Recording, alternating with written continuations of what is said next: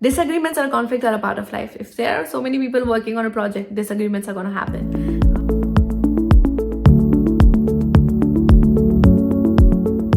Hi everyone, thank you for the love that you bestowed on me on my last video, and which is the reason it inspired me to make this video. So I wanted to cover the topic of behavioral interviews in this particular video, and the reason I kind of thought of this topic is because I do feel like behavioral interviews are kind of tricky. They're not very difficult, but definitely they are challenging, especially because there is no right or wrong answer. It's all about like what you are answering and what they are looking for. So it can be difficult, I feel like, when you don't know the right strategy, but when you have the right strategy, which is what I'm going to basically be giving you over here, then you can make it, this thing can get really very easy for you. And I would kind of give you the formula that I use and that has worked for me to answer behavioral questions, even questions that could be very tricky. But if I basically use that formula, and if you can kind of apply your situation with this formula, this can make it very easy for you. So let's get started. First and foremost, what is the importance of behavioral interviews? Now, before we go towards behavioral interviews, we should basically know why are the companies kind of going towards, employers are kind of going towards behavioral interviews. The reason for that is that the importance and the significance of behavioral interviews is that they want to know the person behind the resume. They want to actually know your personality, and they also want to judge how you're going to react to different situations that are going to be thrown at your way, as well as going to see if you're going to respond closely to what they're looking for, or they also want to see that if you value the same things that they value. For example, they value honesty, they value ownership, or they value responsibility, something like that. And if you make a mistake, are you the kind of person who's just going to put this under the carpet, or you're going to basically be like, hey, I take ownership for this, I'm sorry, I'm responsible for this, and this is not going to happen from the next time. So this is what they're basically looking for, and so that's the strategy that I want to basically give you. If you're going for a behavioral interview, the first thing that you should basically do is let's try to find the mission and the values of a particular company, and then kind of basically steer your answers towards that, because that's what they are looking for. And most of the times people don't even know what are the mission and values of a company that you're going to be interviewing for. Then how are you going to basically formulate your answers? So reverse engineer that. That's what I did. I kind of tried to find what are the values of this, and I honestly tried to ask myself that, is this something I valued? Is this something like a red flag that the company is asking for too much, or something like that? So you just really need to first find that, then tailor your answers towards that, and that's the best way to basically be able to answer the behavioral interviews. And I'll also give my strategy. If you know Amazon's interview process, which is very extensive, but it consists of so much of leadership principles. It consists extensively of, they're going to send you links on leadership principles, they're going to ask you leadership principle questions. They have so many leadership principles, and the questions that are on that, and that just goes on to say that how much importance behavioral interviews are being given right now. How do we handle these questions? Now, some of you might be knowing the method of STAR, which is situation, task, action, and then the result that you basically got. If you have not heard about this technique, I'm going to be leaving a link below which is going to be explaining you about this technique. It's kind of pretty simple. You just really need to, if they ask you a specific question, you just really need to explain the situation, what task did you do, what were the actions that you took, and what was the result that you had. My approach is kind of based on the STAR method, but it's different in terms of presentation. The way I would present my answer is kind of very different than the way that the STAR method presents its answers. So if you use this method that I'm going to basically be showing you, it's going to make your answers much more easier to structure.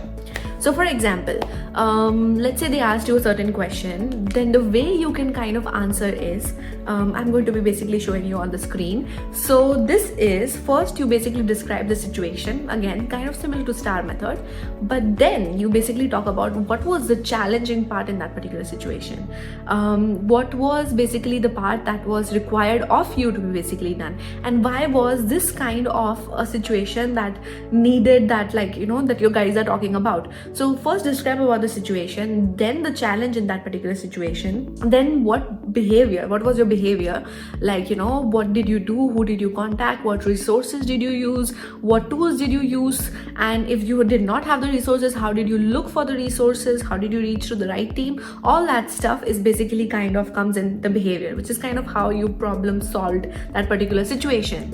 And then you can basically say the impact. Now this is very important because you have to basically say the tangible impact, like how the situation was solved, and let's say this kind of reduced the testing time by 50%, etc. Something which is tangible.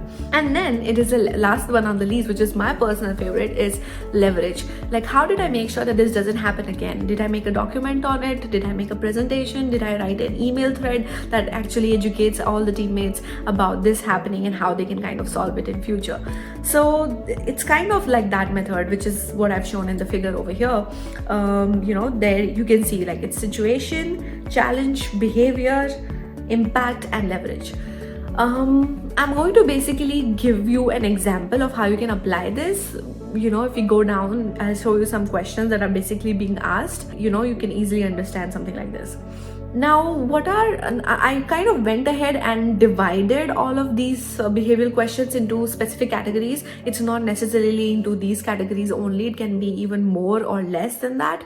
And not less, but more definitely. But it's not just pertaining to this. I just tried to divide it into these 5 parts so that it's easier for you to basically kind of understand that this is where the questions, like this is the type of questions that are going to come, and this is the category of these questions that are going to basically be coming to your way.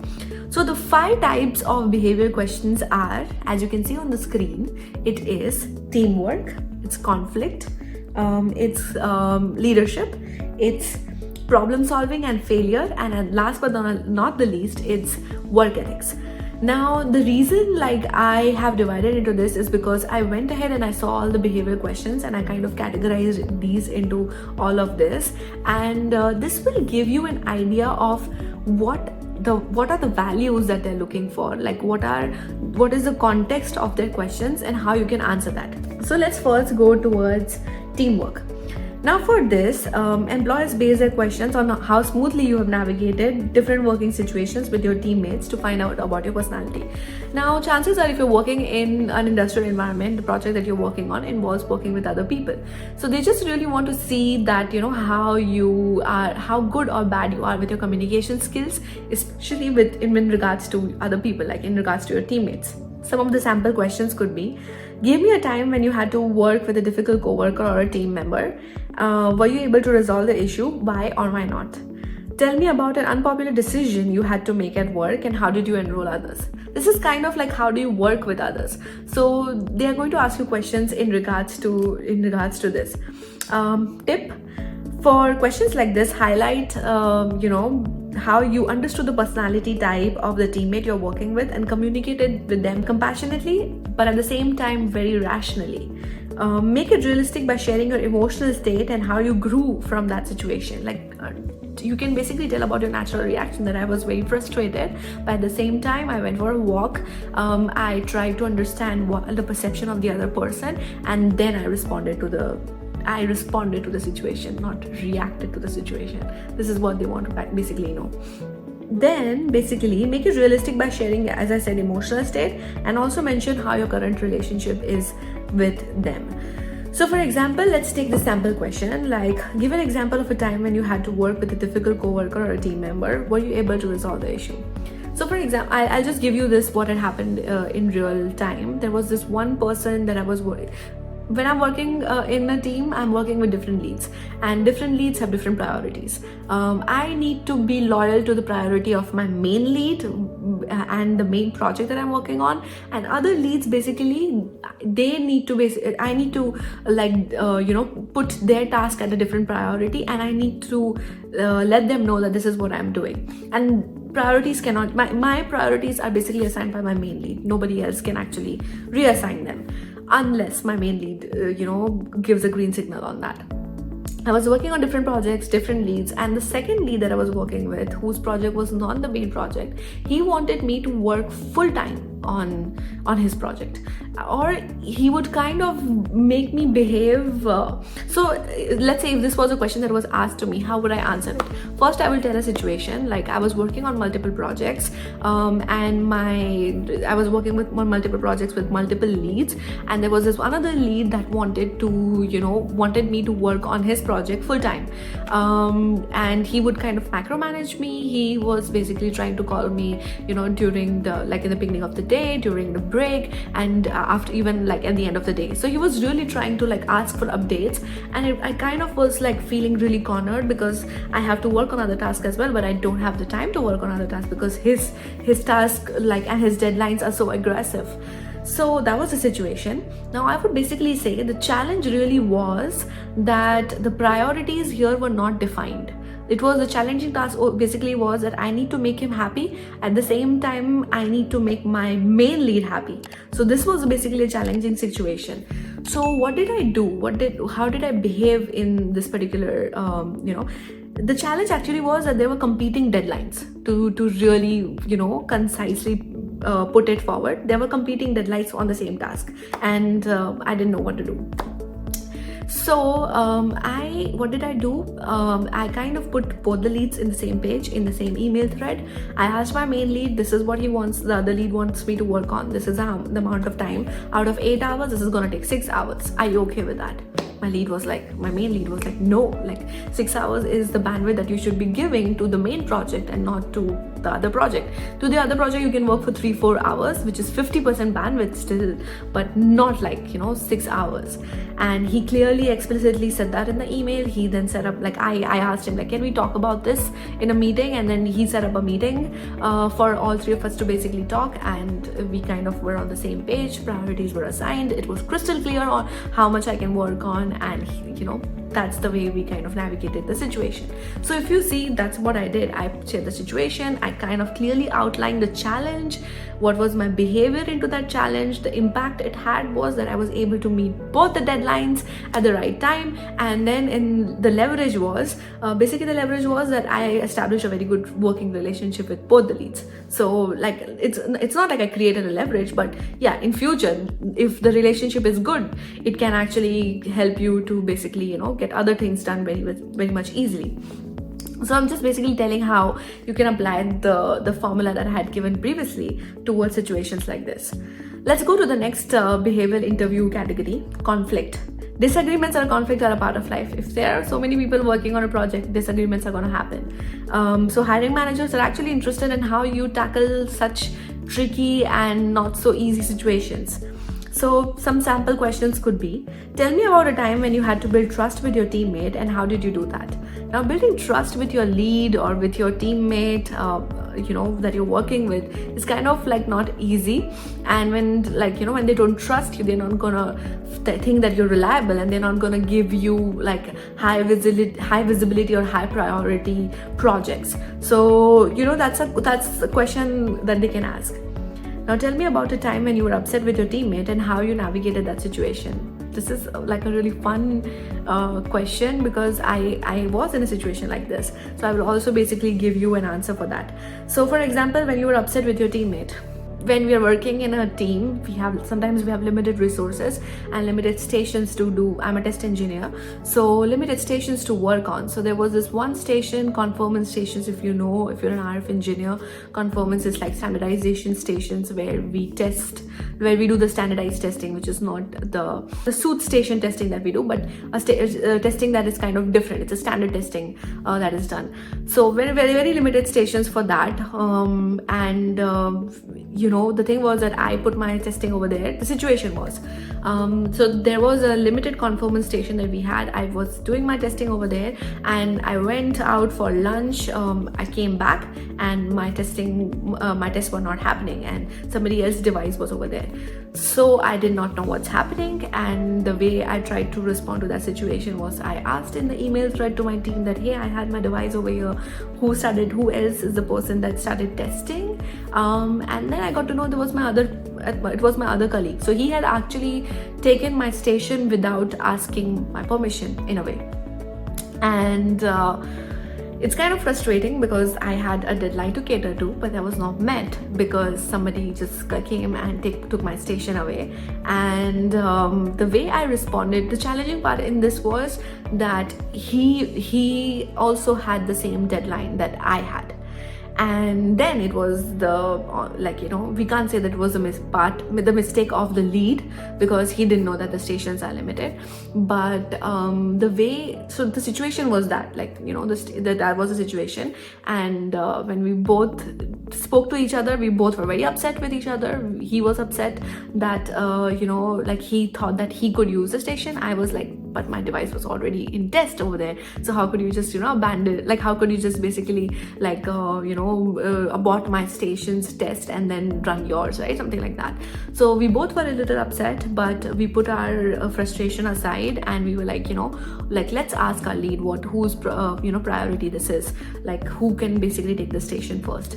And then we went to our lead. We very compassionately and very calmly spoke about that this is what has happened. I was like, hey, I'm sorry, I'm not able to meet my deadline because this is what happened, and please guide us on what we can do now.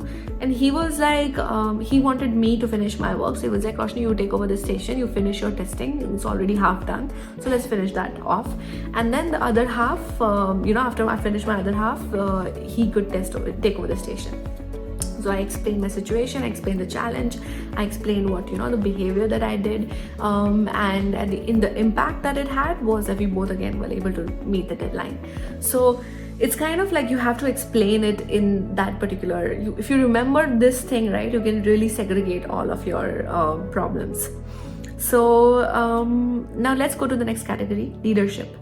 Leadership qualities aren't only for management positions, because these show potential for future growth. Hiring managers look for leadership abilities at all levels to see the level of proactiveness. Now, leadership is something that you need even when you're a mentor, even when you need to be able to lead yourself also, right? So leadership qualities are basically looked when you're going to progress in your career, and a hiring manager's main thing is that they can retain you in that particular company for a longer amount of time. So they're going to look how well you have led yourself. So they can ask you questions like this: what do you feel are the most important traits of a successful leader? Give an example. Give me a situation where you previously demonstrated Amazon's leadership principles. This is a legit question that has been asked. So leadership questions, you can answer it like the way every person's leadership style is very different, so you can answer it the way you have led situations like this. But if you don't really know about this, you can also be honest that I've not done a leadership role, but if I were in a situation like this is how I would handle. Let's go to the next category, problem solving failure. Now, this is the most important thing. The hiring managers want to, when they hire someone, they're making that decision. The person that they want to hire is the person that needs the least amount of ramp up time, can basically pick up really fast, and is very proactive, because they want someone who is an asset to the team and not a liability. A liability would be always telling that this is a problem and no solution. An asset would be basically, okay, this is a problem, these are the solutions, so they're looking for something like that. And for that, of course, you need a good problem solving skill. They want to basically analyze that when you're asking these questions of these types, the nature of the questions is basically to see how analytically and logically you can think, and how you can find solutions. So think of a few problems that you've already solved and be prepared to share them. I think for each of these categories, it's a good practice to basically think of all, all scenarios or situations that you think you can keep in mind. I would personally keep 10 examples ready in my mind to basically talk about, and you can kind of talk about it. So give an example of some of the questions, sample questions. Give an example of a time when you faced an unexpected challenge. How did you handle it? How did you make an upset customer happy? So these are all just problem solving questions, how you basically navigated a problem. Again, use the same formula that I gave you. It would work wonders. And here is where you can basically explain impact in a tangible way. Now let's go to the next category. Now this is a category where they're going to judge your overall character. They want to basically gauge how hardworking you are. Again, hardworking. The more hardworking you are, the more diligent you are, the more reliable you are, the more trust they are gonna do, and remember this, you're going to get your next assignment on how well you did your first assignment that was given to you. So they want to see all these qualities in you, like how much you are capable. So do you have what it takes to get the job done, regardless of the potential obstacles? And they want to hire someone that they can trust to perform well and be a good team player.